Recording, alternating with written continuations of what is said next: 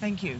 Mr. President and Mr. Deputy Secretary-General, Excellencies, ladies and gentlemen, it is a great honour for me to address this General Assembly for the first time, and to do so as Prime Minister of a country that has always been a proud and proactive member at the very heart of this United Nations. This United Nations was formed because leaders across the world knew that they could only deliver security for their citizens at home if they could cooperate as a community of nations to deliver security across the globe. Some of the threats that we face together today are familiar to those founding leaders: war, political instability, abuses of human rights and poverty. Others are new: global terrorism, climate change, and unprecedented mass movements of people. We gather here today because we know that such challenges do not respect the borders of our individual nations, and that only by working together shall we overcome them. As a new Prime Minister to the United Kingdom, my pledge to this United Nations is simple. The UK will be a confident, strong and dependable partner internationally, true to the universal values that we share together. We will continue to honour our commitment to spend 0.7% of our gross national income on development, building on the achievements we have already made to reduce poverty, deal with instability and increase prosperity the world over. And we will drive forward the implementation of the Sustainable Development Goals. We will continue to champion the rights of women and girls, making sure that all girls get the education they deserve, and tackling horrific abuses such as female genital mutilation and the use of sexual violence in conflict. We will continue to be a steadfast, permanent member of the Security Council, meeting our NATO commitment to spend 2% of GDP on defence, and making a leading contribution to UN peacekeeping efforts, where we have doubled our commitment, including new deployments to Somalia and South Sudan. We will continue to stand up for the rules-based international system and for international law, and I join other leaders in condemning the outrageous bombing of the aid convoy in Syria yesterday. We will continue to play our part in the international effort against climate change, and in a demonstration of our commitment to the agreement reached in Paris, the UK will start its domestic procedures to enable ratification of the Paris Agreement and complete these before the end of the year. And we will continue to strengthen our existing partnerships, from this United Nations to the Commonwealth and NATO, seeking to resolve conflict in countries across the world, from Colombia and Cyprus to Somalia and Yemen. But we must never forget that we stand here at this United Nations as servants of the men and women that we represent back at home. And as we do so, we must recognise that for too many of these men and women, the increasing pace of globalisation has left them feeling left behind. The challenge for those of us in this room is to ensure that our governments and our global institutions, such as this United Nations, remain responsive to the people we serve, that we are capable of adapting our institutions to the demands of the 21st century and ensuring that they do not become irrelevant. So when it comes to the big security and human rights challenges of our time, we need this, our United Nations, to forge a bold new multilateralism. Because, as we've seen even in the past week, no country is untouched by the threat of global terrorism. And when extremists anywhere in the world can transmit their poisonous ideologies directly into the bedrooms of people vulnerable to radicalisation, we need not just to work together to prevent conflict and instability in nation-states, but to act globally to disrupt the networks terrorist groups use to finance their operations and recruit to their ranks. When we see the mass displacement of people, at a scale unprecedented in recent history, we must ensure we are implementing the policies that are fit for the challenges we face today. And when criminal gangs do not respect our national borders, trafficking our fellow citizens into lives of slavery and servitude, we cannot let those borders act as a barrier to bringing such criminals to justice. In each of these areas, it is the convening power of our United Nations that gives us a unique opportunity to respond. But we can only do so if we modernise and adapt to meet the challenges of the 21st century. As a United Nations, we have shown how we can work together to reduce the threat from international terrorism by preventing conflict and instability from developing. For example, through our permanent membership of the Security Council, Britain has played a leading role in the fight against al-Shabaab in Somalia. Since 2010, with huge support from across the region and critically the commitment of Somalis themselves, al-Shabaab has been driven from all the major cities it used to control. It is vital that as an international community, we continue to support countries in the region that are contributing thousands of troops, and that we continue to build the capacity of Somali security forces. That is why the UK is now going to increase further our security support, and we will be calling on others to do the same, hosting an international conference on Somalia in 2017 to maintain this vital momentum. Missions like this must remain central to the work of this United Nations, but on their own they are not enough.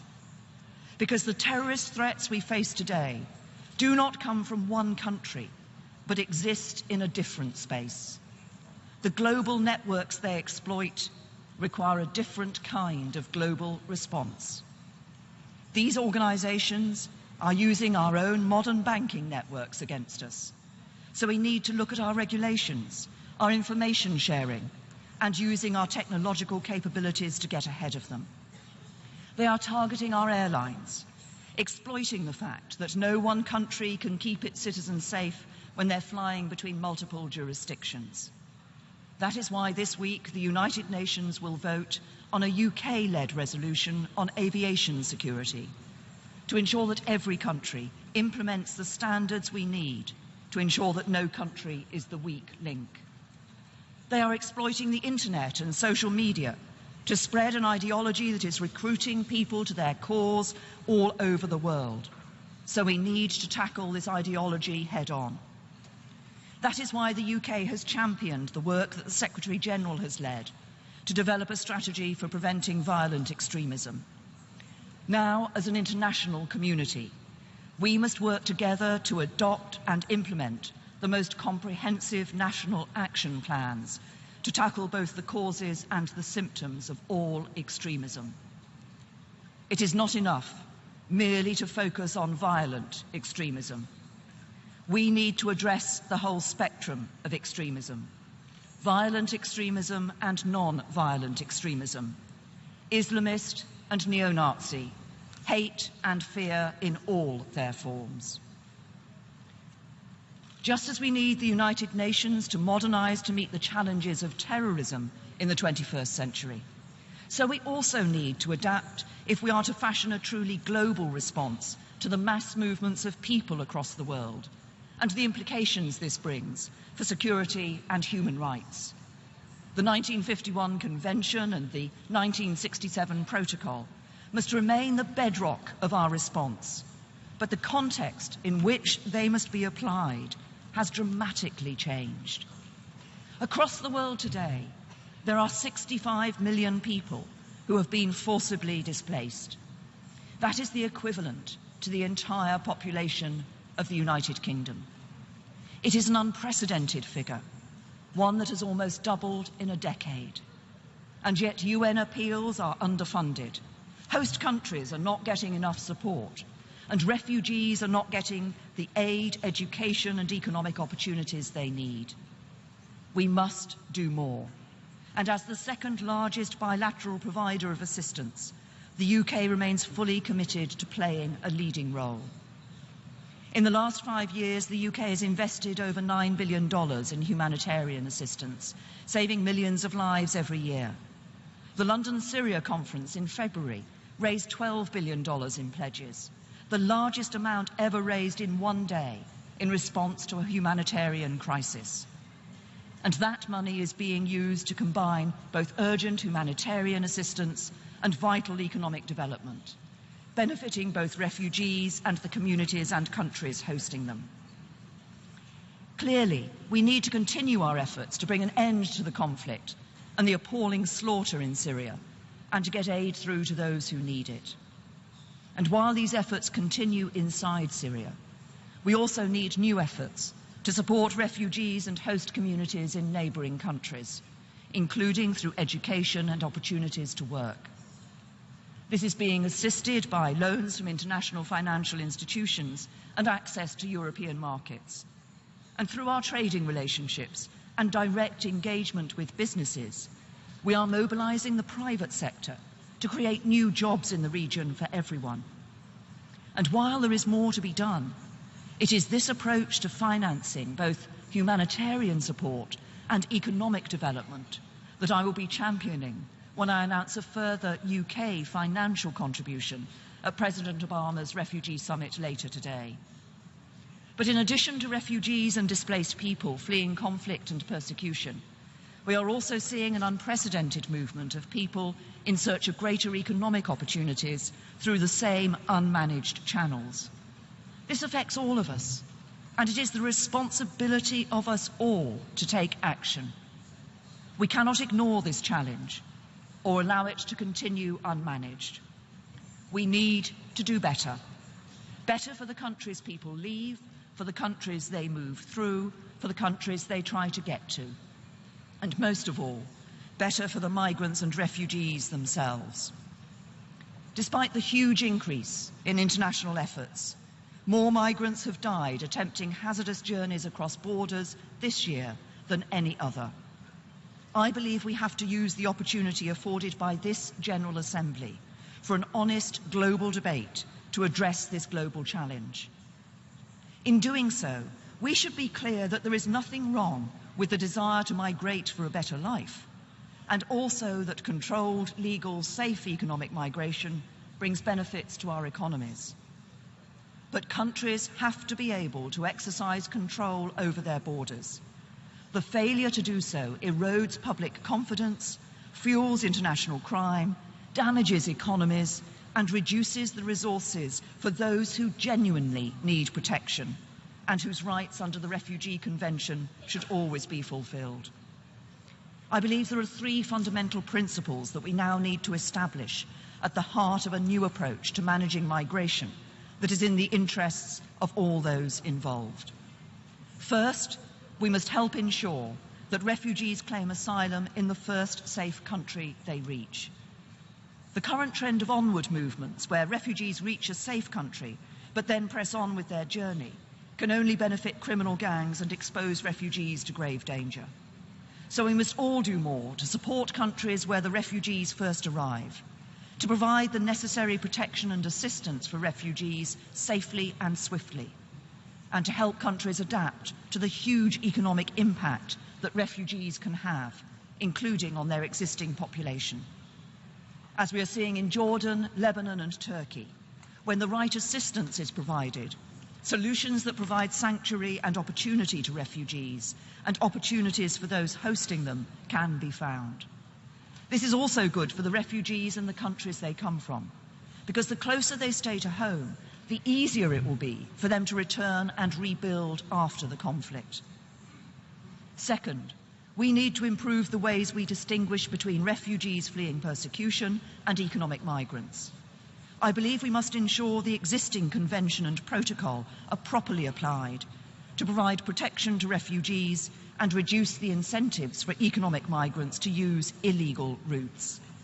This in turn will help us target support for those refugees who need it most and retain the support of our populations for doing so. Third, we need a better overall approach to managing economic migration, which recognises that all countries have the right to control their borders, and that we must all commit to accepting the return of our own nationals when they have no right to remain elsewhere. By ensuring a managed and controlled international migration response, and at the same time investing to tackle the underlying drivers of displacement and migration at source, we can reject isolationism and xenophobia, achieving better outcomes for all of our citizens, and particularly for the most vulnerable.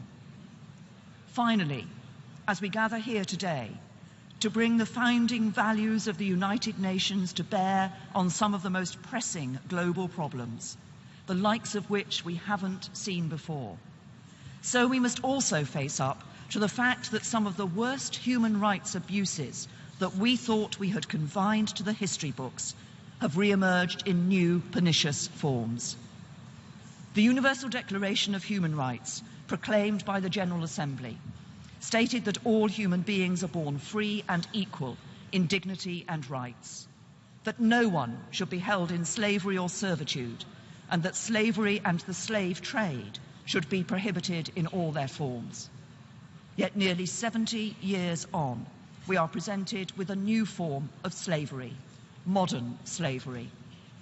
Organised crime groups who are largely behind this modern slavery lure, dupe and force innocent men, women and children into extreme forms of exploitation. Trafficked and sold across borders, victims are forced into living the kind of inhumane existence that is almost too much for our imagination. These criminals have global networks to help them make money out of some of the world's most vulnerable people. Victims are held captive in squalid conditions under the constant shadow of violence and forced into sex and labour exploitation. If we are going to succeed in stamping out this abhorrent crime and bring the perpetrators to justice, we need to confront the reality of what we are dealing with. These organised crime groups work across borders and jurisdictions.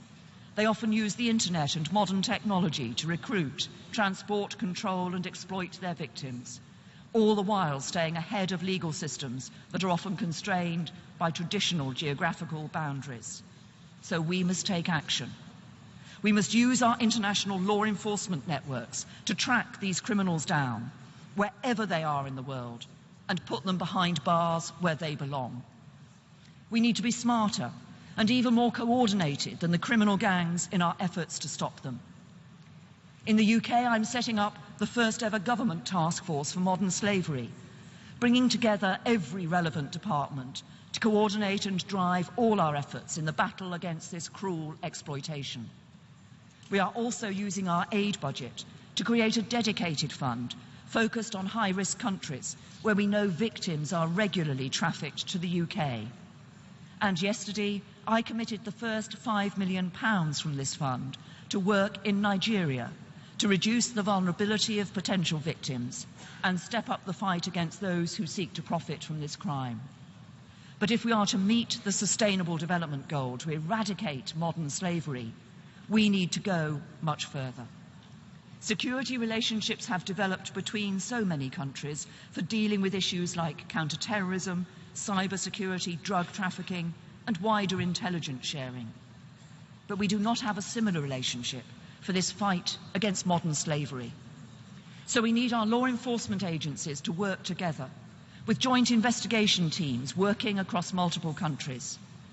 Victims will only find freedom if we cultivate a radically new global and coordinated approach to defeat this vile crime.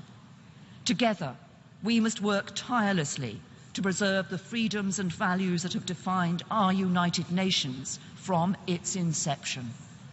Together, we must work tirelessly to restore these freedoms and values to the lives of the men, women and children who are exploited for profit and held captive with little or no chance of escape. From the St. James's Palace Declaration and the Atlantic Charter forged by Winston Churchill and President Roosevelt, to the first meeting of this General Assembly in London in 1946, the United Kingdom has always been an outward-facing global partner at the heart of international efforts to secure peace and prosperity for all our people. and that is how we will remain. For when the British people voted to leave the EU, they did not vote to turn inwards or walk away from any of our partners in the world. Faced with challenges like migration, a desire for greater control of their country, and a mounting sense that globalization is leaving working people behind, they demanded a politics that is more in touch with their concerns and bold action to address them.